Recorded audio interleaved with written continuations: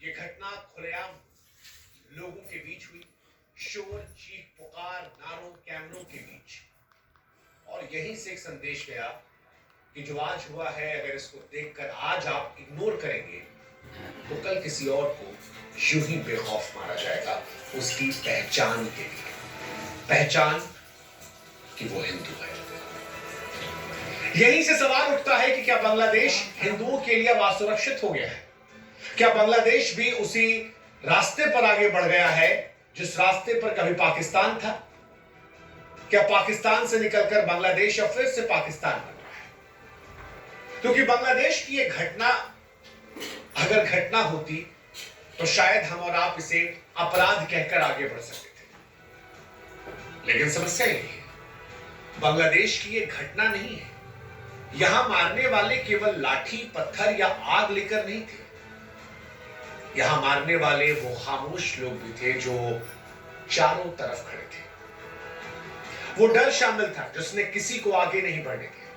वो नफरत शामिल थी जिसमें इंसान की पहचान उसकी मौत की वजह बन गई। और याद रखिएगा, भीड़ जो है वो अचानक पैदा नहीं होती है। भीड़ सालों साल की चुप्पी, राजनीतिक सहूलियत और धार्मिक उकसावे से बनती है। और जब भीड़ आती है तो सबसे खतरनाक बात यह होती है, गुस्सा नहीं, उसकी गुमनामी सबसे खतरनाक होती है।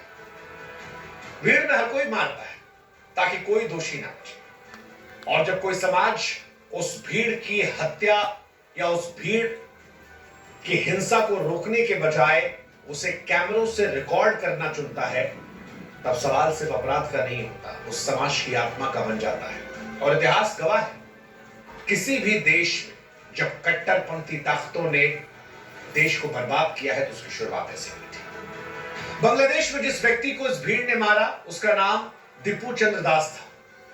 इस व्यक्ति का कोई आपराधिक इतिहास नहीं था, इसने कोई हथियार नहीं उठाया था, कोई हिंसक पृष्ठभूमि नहीं थी, ना बांग्लादेश में वो कोई नेता था ना कोई आंदोलनकारी। एक आम नागरिक था, एक आम नागरिक जो सुकून से जिंदगी जीना चाहता है। लेकिन बांग्लादेश में इस पर आरोप लगा ईश निंदा का। हालांकि सबसे बड़ी बात यह है कि जब इस व्यक्ति को मार डाला गया और फिर जांच हुई तो पता चला ऐसा कोई सबूत था ही नहीं।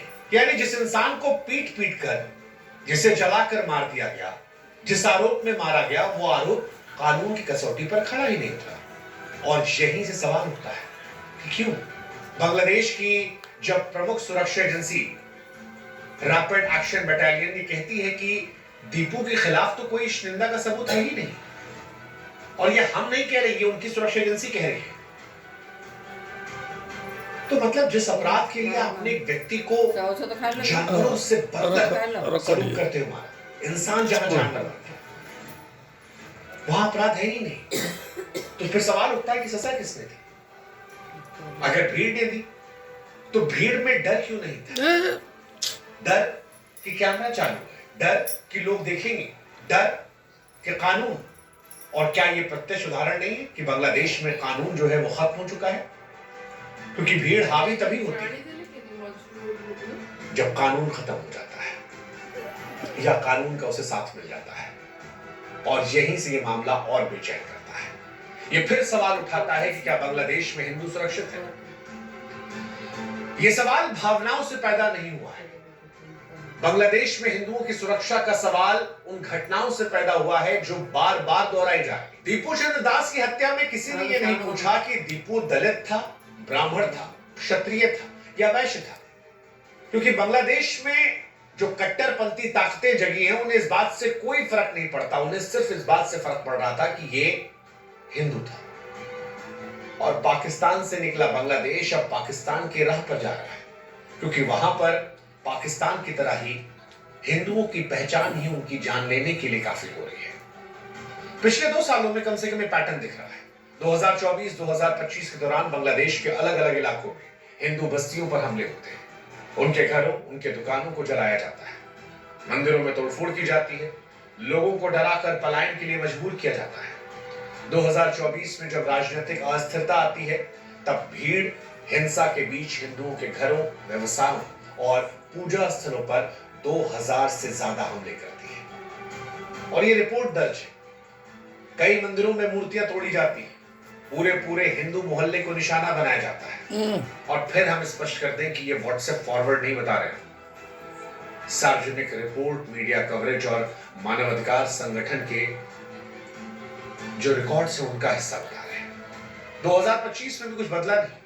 जुलाई 2025 में रंगपुर जिले में भीड़ ने हिंदू इलाकों पर हमला किया, 15-20 हिंदू घरों को लूट लिया, तोड़ा गया, कई परिवारों को जान बचाकर भागना पड़ा। पुलिस सुरक्षा बल मौजूद थे लेकिन हिंसा रुकी नहीं। और यह सिर्फ कानून व्यवस्था की नाकामी नहीं थी, ये उस भरोसे के टूटने का क्षण था जब राज्य में पुलिस मौजूद हो, प्रशासन मौजूद हो, लेकिन भीड़ न रुके। तब यह सवाल उठता है कि आखिर सुरक्षा की जिम्मेदारी किसकी है? और यह सवाल वहां के हिंदू उठा रहे क्योंकि उनके धार्मिक संस्थान सुरक्षित नहीं है, मंदिर तोड़े जा रहे हैं। इस्कॉन से जुड़े मंदिरों और केंद्रों के आसपास कई बार तनाव और हिंसा की घटना सामने आई है। कुछ मामलों में हालात इतने बिगड़े हैं कि केंद्रों को अस्थायी रूप से बंद करना पड़ा। और यह सिर्फ संस्था पर हमला नहीं था, ये उस धार्मिक पहचान पर हमले थे जिसे भीड़ असहज मानती है। और जब किसी समाज में धार्मिक पहचान असहज होने लगे तब अल्पसंख्यक होना अपने आप में जोखिम बन जाता है। और इसीलिए बार बार हम कह रहे हैं कि क्या बांग्लादेश में पाकिस्तान की तरह हिंदुओं की जान अब सुरक्षित नहीं है? क्योंकि ज्यादातर मामलों में कहानी एक जैसी है। पहले अफवाह फैलाई जाती है, फिर धर्म का अपमान या फिर ईश निंदा का आरोप लगाया जाता है, और उसके बाद भीड़ आती है, कानून अपने हाथ में लेती है, फिर ना जांच होती है, ना सबूत लिखे जाते हैं, ना अदालत की जरूरत, फैसला भीड़ सुनाती है और सजा मौके पर ही मौत के तौर पर दी जाती है। ये न्याय नहीं है, ये भीड़ का शासन है। और इतिहास गवाह है कि जहां भीड़ न्याय करने लगती है वहां सबसे पहले निर्दोष और अल्पसंख्यक पड़ते हैं। और इस डर को समझने के लिए हमें ज्यादा दूर जाने की जरूरत नहीं है। पड़ोस पाकिस्तान में देख लीजिए, 1947 में आजादी के समय पश्चिमी पाकिस्तान में हिंदू और सिखों की संयुक्त आबादी लगभग 20 से 23% थी, लेकिन आज उसी पाकिस्तान में यह आबादी केवल 1.5 से 2% है। यह गिरावट एक आदेश या किसी एक दंगे से नहीं हुआ। दरअसल जनसंख्या जो है वो दंगों में घटती नहीं है, डर से घटती है। पहले डर पैदा किया जाता है, फिर असुरक्षा रोजमर्रा की जिंदगी में उतारी जाती है, और फिर पलायन का दौर शुरू होता है।